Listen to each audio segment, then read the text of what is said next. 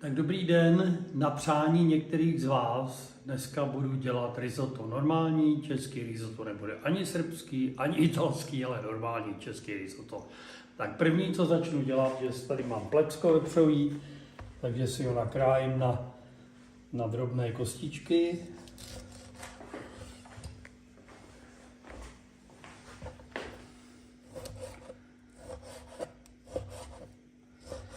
Asi takhle.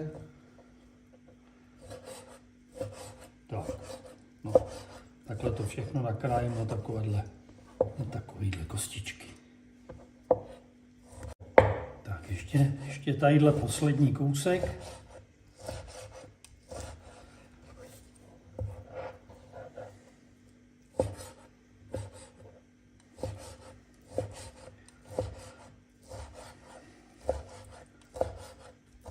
Tak, to bychom měli a teď hned na to si nakrájím cibuli. Takže cibulku mám nakrájenou, teď si tadyhle vezmu kousek sádla. Zase to dám do kastrolu. No a budu opékat cibuli nejdřív. Tak, sádlo se mi rozehřálo.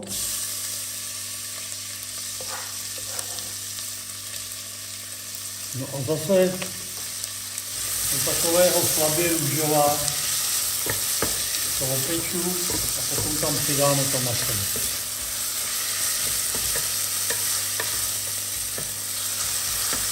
Tak, cibulka mi takhle lehonce zrůžověla, takže tam přidám to maso, co tady mám připravený. Zase to opeču.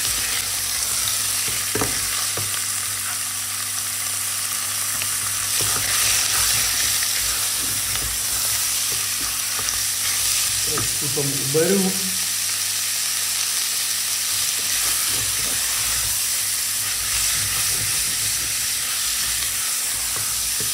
No a už to můžu kořenit. Mám tady sůl, zase to vemu takhle na žičku. Kdy té soli je docela dost. Mám tady teď. Musím to okořenit tak, aby mi to ochytilo i tu rejži, kterou tam potom dám.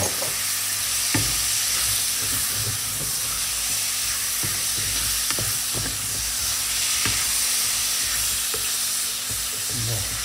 Vidíte, taková ta syrovost už je pryč, takže to takhle trochu zaleju vodou, ale ne moc. Nechám to asi půl hodiny pomaloučku dusit. Zase se budu snažit, aby všechna ta voda a ta šťáva by se mi vyvařila zase až úplně do tuku. Tak vidíte, už se mi to takhle pomaloučku vaří, takže ještě trošičku uberu. A těch půl hodinky to tady nechám, aby se to zase všechno vyvařilo. Samozřejmě to maso za půl hodiny nebude měkký, ale ještě se pak bude dělat 3/4 hodiny v troubě, takže to potom bude akorát. Takže na to dám takovou pokličku trošku. No a teď si tady nakrájím, mám tady připravené papriky. Takže na takové hezké nudličky. Nebo méně hezké. Asi takhle.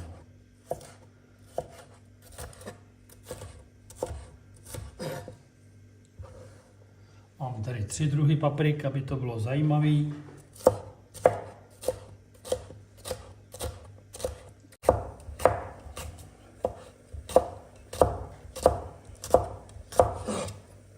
Tak, papriku mám hotovou. Teď tady mám rajčátka, zase to trošku takhle vyříznu. Takhle si to připravím.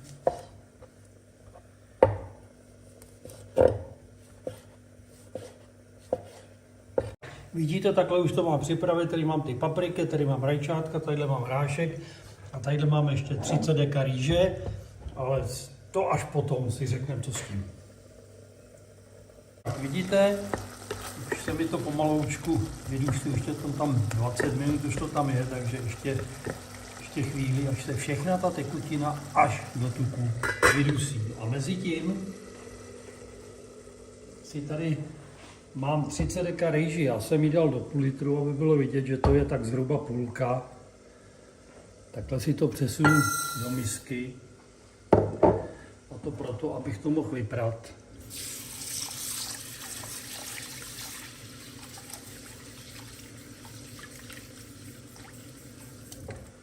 Tak.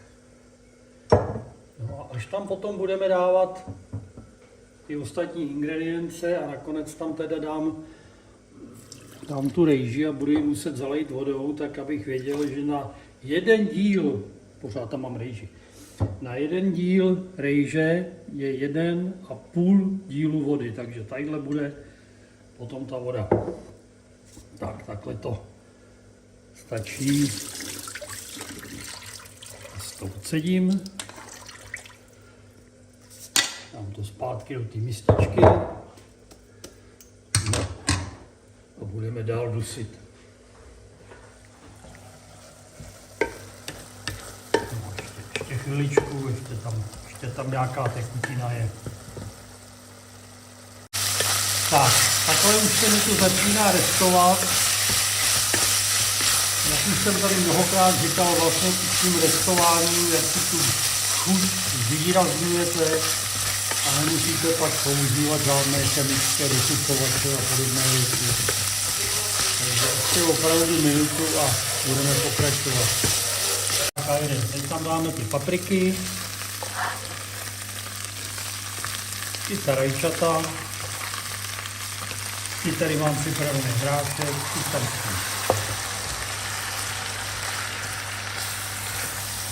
Ty to zamíchám. Nechám to jenom chvilinku podusit. Přidám tam rejži, vodu, nechám to zavařit, ochutnám, jestli je to dost slaný, dost pepřený. Dám to do trouby na 45 minut při nějakých 165 stupních. No, už to bude hotové. Ještě chvilinku. Vidíte, teď tam naleju vodu. Tak jak jsem říkal, že se naměří, bylo tam půl litru rejže, to znamená 2/3 vodu. Dám tam tu rejži.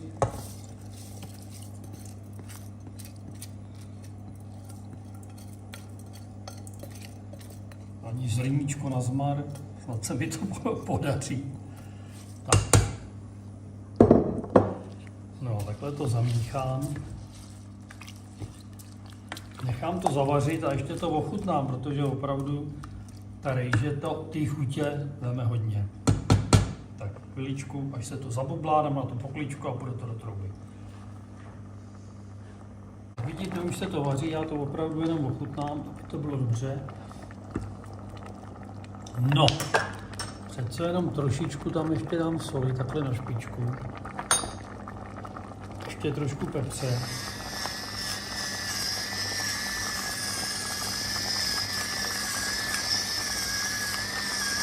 No, takhle by to, myslím, bylo dobrý.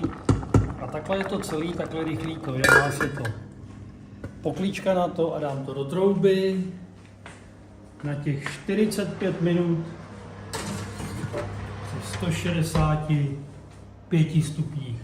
Tak, kolik je? Jo, vidím to dobře. Tak, 3/4 hodiny nám uteklo jak voda. Tak se na to podívám. Já to takhle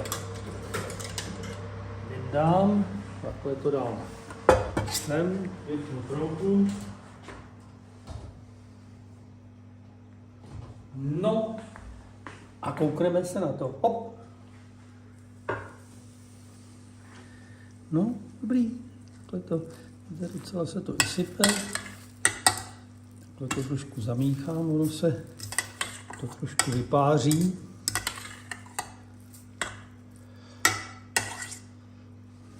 Tak, zatím to takhle nechám. No, tadyhle mám kousek sýra, normální ajdám. Samozřejmě, když tam dáte pecorino nebo nějaký parmazán, tak to taky bude dobrý. Takhle si to připravím. No a za chviličku budeme nadávat. Tak a budeme nadávat. A teď máme dvě možnosti. Buď to takhle naberu a nadám to takhle na ten talíř, ale to by bylo moc jednoduchý, takže si to uděláme trošičku složitější. Takhle tady mám takovou místičku, do ní to takhle dám.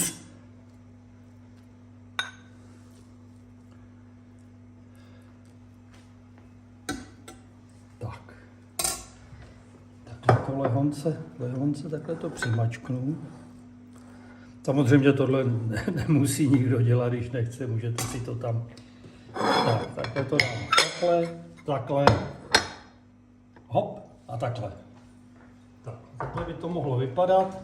Teď tady mám takhle hezkou porci sýra. No a samozřejmě trošku petržilky nesmí chybět, takže české risotto z vepřového masa. Dobrou chuť!